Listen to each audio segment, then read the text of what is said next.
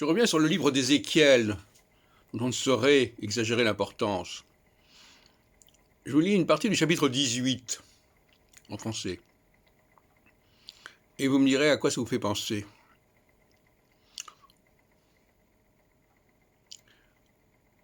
Un homme qui se montre vertueux, qui pratique la justice et la vertu, qui ne mange pas sur les montagnes, qui ne lève pas les yeux vers les idoles de la maison d'Israël, qui ne déshonore pas la femme de son prochain, qui ne s'approche pas d'une femme impure, qui ne fraude personne, qui restitue le gage de la dette, qui ne commet pas de vol, qui donne son pain à l'affamé, qui couvre d'un vêtement celui qui est nu, qui ne prête pas à usure et n'accepte pas de surcroît, qui garde sa main de l'iniquité, exerce une justice loyale entre les hommes, qui marche selon mes statuts et qui observe mes commandements pour agir avec loyauté.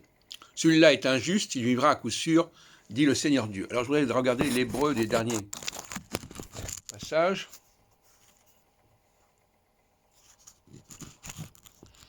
Donc verset 9.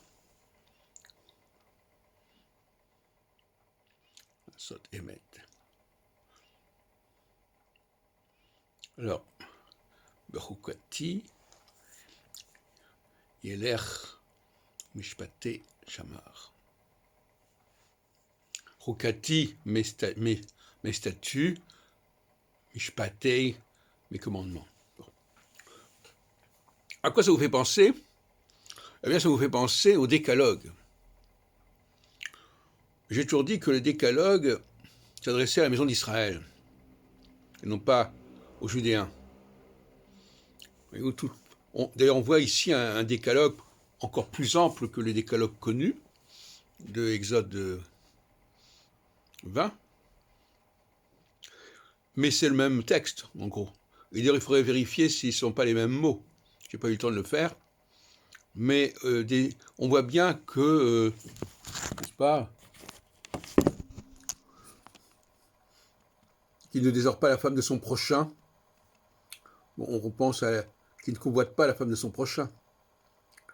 Qui n'avait pas les yeux vers les idoles. Bon, ben, c'est la question, tu n'aimeras pas d'autre Dieu que moi. Qui ne fraude personne. Qui ne vole pas. Qui ne commet pas de vol. Etc., etc. Et enfin, qui marche selon mes statuts, selon mes commandements. Donc,